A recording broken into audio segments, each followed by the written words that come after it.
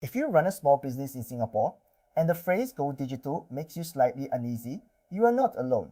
For many owners, technology feels like a maze of tools, buzzwords, and salespeople, and it is genuinely hard to know what to adopt, when, and in what order. This is exactly the gap that the Infocom Media Development Authority, usually shortened to IMDA, helps smaller firms close. In the next few minutes, we will unpack, in plain English, what IMDA does for SMEs, the idea behind helping firms go digital, what pre-approved digital solutions are, what advanced digital solutions means, the advisory support that helps a non-technical owner make good decisions, how all of this complements the Productivity Solutions grant, who it broadly helps, and where you might start. One important note first. This channel is educational only. We are not a government agency. We are not affiliated with or endorsed by IMDA, Enterprise Singapore, or Go Business, and nothing here is official advice. The program names, the figures, the support levels, and the criteria are all set by the authorities and change over time, so treat everything here as background and always confirm the current details on the official sources, imda.gov.sg, gobusiness.gov.sg, and enterprisesduring.gov.sg before you act. What IMDA is. Let us start with the body itself. The Infocom Media Development Authority, or IMDA, is the government agency that looks after Singapore's infocom and media sector, which in everyday language means the technology and digital side of the economy. Part of its work is developing the industry and the workforce, but the part that matters most to a small business owner is this. IMDA runs and supports programs designed to help ordinary companies, not just tech firms, adopt digital tools with confidence. The thinking is simple. A strong digital economy is not built only by big corporations and startups. It also depends on ordinary smaller firms becoming more productive. So rather than leaving smaller firms to figure out technology alone, IMDA has put real effort into creating a clearer path with vetted tools, guidance, and support along the way. When you hear IMDA in the context of SMEs, think of a partner focused on helping you go digital sensibly rather than a distant regulator. The idea behind SMEs Go Digital, the core idea to understand, is often described as helping smaller firms go digital, and it captures the whole philosophy in one phrase. Instead of handing an owner a giant catalog of technology and wishing them luck, the aim is to offer a step-by-step path suited to where the business actually is. A firm still on paper and spreadsheets has very different needs from one already running on cloud software and thinking about data or automation. The spirit is to meet you at your stage and help you take the next sensible step rather than the biggest or flashiest one. It tends to organize digital adoption into logical layers, from getting the basics in place to adopting more capable tools to tackling more advanced projects as you mature. The reason this matters is confidence. Many owners delay because they fear choosing wrong and wasting money, and a structured path with vetted options lowers that fear. The exact structure and naming can evolve, so the current shape is always worth checking on imda.gov.sg. Pre-approved digital solutions. One of the most useful concepts here is the idea of pre-approved or vetted digital solutions.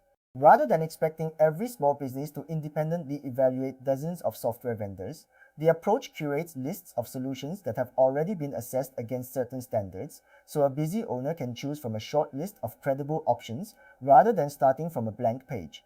Think of it like a trusted recommendation. Someone with the expertise has already checked that these tools are proven, supported, and suitable for common needs like accounting, point of sale, inventory, or customer management. This does two things. It saves you time because you are not wading through the entire market, and it lowers risk because the options have been screened. It does not remove your responsibility to pick what actually fits, and it does not mean every pre-approved tool is right for you, but it turns an overwhelming decision into a manageable one. The specific solutions and lists change as technology moves, so the live catalog always lives on the official channels rather than in a video like this. Advanced digital solutions. Basic off-the-shelf tools solve a lot of problems, but not all of them. Some businesses have needs that a single ready-made product cannot fully meet, and this is where advanced digital solutions come in. Picture a company that has outgrown simple software and now wants systems that talk to each other, that handle more complex operations, or that bring in more sophisticated capabilities like data analytics or elements of automation and artificial intelligence. These are more integrated projects, closer to transformation than to a quick purchase. The program recognizes this by supporting solutions that go beyond the entry level, aimed at firms ready to take a more ambitious digital step. The mental model is a ladder. At the bottom are straightforward, proven tools that get you started. Higher up are more advanced and connected solutions for bigger or more particular needs. You do not have to leap to the top rung on day one. You climb as your business is ready. Advisory support and CTO-as-a-Service. Choosing technology is hard, precisely because most small business owners are not technologists, and hiring a full-time technology chief is out of reach. This is the gap that advisory support is designed to fill, and you will often hear it described with a phrase like CTO as a service. The idea is to give a smaller company access to experienced digital guidance on demand without the cost of a permanent senior hire. A good advisor helps you step back and ask the right questions. What are your actual business problems? Which of them can technology realistically help with? What should you adopt first, and what can wait? For a non-technical owner, this kind of guidance can be worth more than any single tool because it turns a pile of options into an ordered plan. It helps you decide what digital or AI to adopt and, crucially, in what order, so your investment builds on itself rather than scattering. Whether such support is available to your business is something to confirm on the official sources, but the concept is one every owner should know exists. How this complements PSG. You may already know the Productivity Solutions Grant, or PSG, and you might wonder how all of this fits together. The two are close cousins by design. PSG is the co-funding support that helps businesses adopt pre-approved solutions, so it lowers the cost of buying the very kinds of vetted digital tools this whole effort curates. In other words, IMDA's work helps shape and vet the pathway of solutions, and PSG is often the funding that helps you afford stepping onto it. Think of them as two halves of the same intention, guidance and vetting on one side, cost support on the other. For an owner on the ground, the practical picture is that you might get advice on what to adopt, choose from a list of pre-approved solutions, and use grant support to co-fund a portion of the cost. I am deliberately not quoting any figure or support level because those are set officially and change, but the relationship is the useful part. Guidance and vetted solutions on one side, co-funding support on the other, working together. Who this broadly helps. So who is all of this broadly for? In spirit, it is aimed at Singapore-based small and medium enterprises across everyday sectors, retail, food services, manufacturing, professional services and more, that want to become more productive through digital tools but do not have a big in-house technology team. It tends to be most valuable to owners who know they should modernize but feel unsure where to begin, or who have adopted a few tools piecemeal and now want a more coherent approach. It is less about being a technology company and more about being a normal business that wants to work smarter. As with every scheme, there are specific eligibility conditions, things like being registered and operating in Singapore and meeting particular requirements, and these are defined officially and can be updated.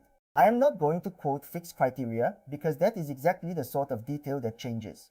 The broad takeaway is that if you run a genuine Singapore SME and feel behind on the digital side, this ecosystem was built with you in mind. If this sounds relevant, where do you actually begin? A sensible sequence looks like this. First, get honest about your business problems rather than the technology. What is slow, error-prone, or costing you time today? Second, understand roughly where you sit on that digital ladder, still on the basics, or ready for something more advanced and connected. Third, look at the official resources to see the current programs, any advisory support, and the pre-approved solutions relevant to your industry, starting on imda.gov.sg and the business support pages on gobusiness.gov.sg. Fourth, if guidance is available and suitable, use it to build an ordered plan rather than buying tools at random. And fifth, when you adopt, check whether grant support like PSG applies and follow the proper official process. Notice that the technology comes late in that list, not first. The businesses that win at going digital understand their own problems, sequence their steps, and lean on vetted solutions and honest guidance along the way. Quick recap. Let us pull it together. IMDA, the Infocom Media Development Authority, helps ordinary Singapore SMEs go digital with confidence, not just tech firms.